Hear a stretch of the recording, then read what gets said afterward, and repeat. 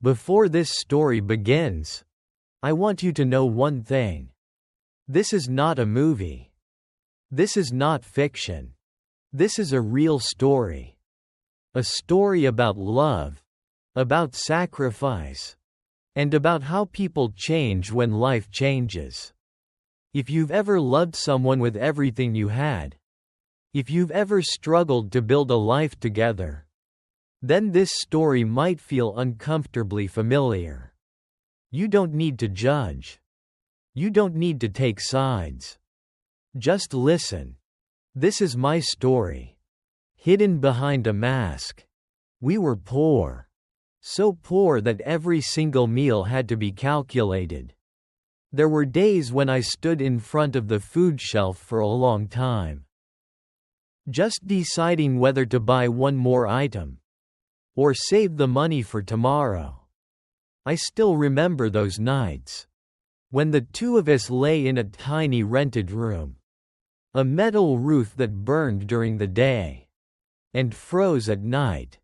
We lay close to each other, listening to the sound of cars outside, listening to our empty stomachs, and whispering to one another, "One day, things will get better." Back then, we had nothing. No money. No connections. No clear future. But we had each other. And I believed in that. With my entire youth, I started working more. Much more. So much that I no longer knew whether it was day or night. I took every job that could bring in money. Extra shifts. Late nights. Jobs I never imagined I would do. I accepted exhaustion. I accepted being looked down on. I accepted being treated unfairly.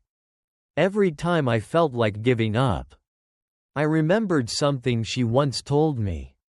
"Keep going. Everything will be okay."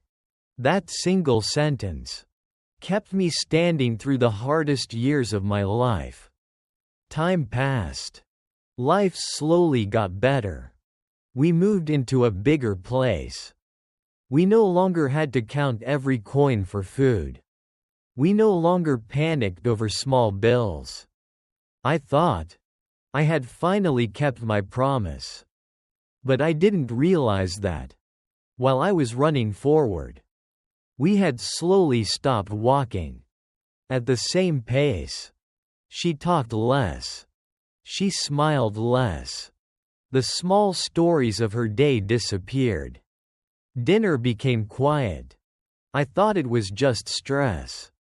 I thought once things stabilized, everything would return to how it was. But it didn't. When life finally became comfortable, she began to change. She said I no longer cared. That I wasn't romantic anymore. That I wasn't attentive like before. I listened. But deep inside, I didn't understand. Because every single day, I was still working for the life we were living.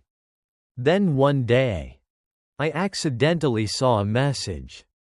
It wasn't long. It wasn't obvious.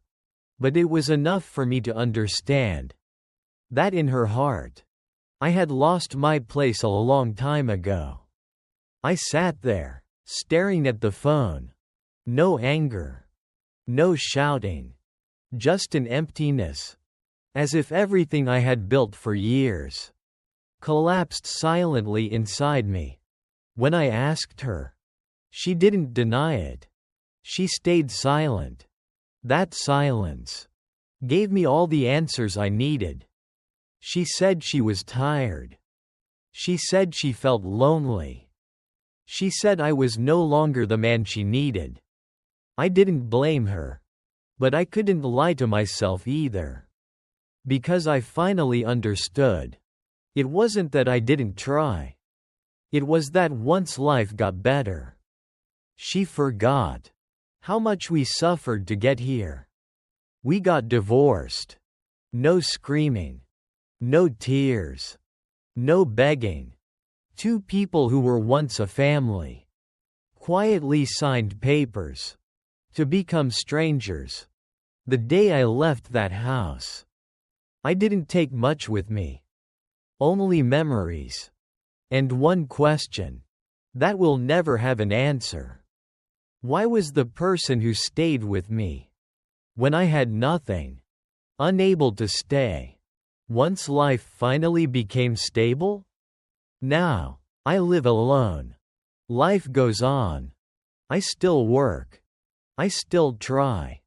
The only difference is, there's no one left to share it with. Maybe poverty doesn't kill love. We proved that.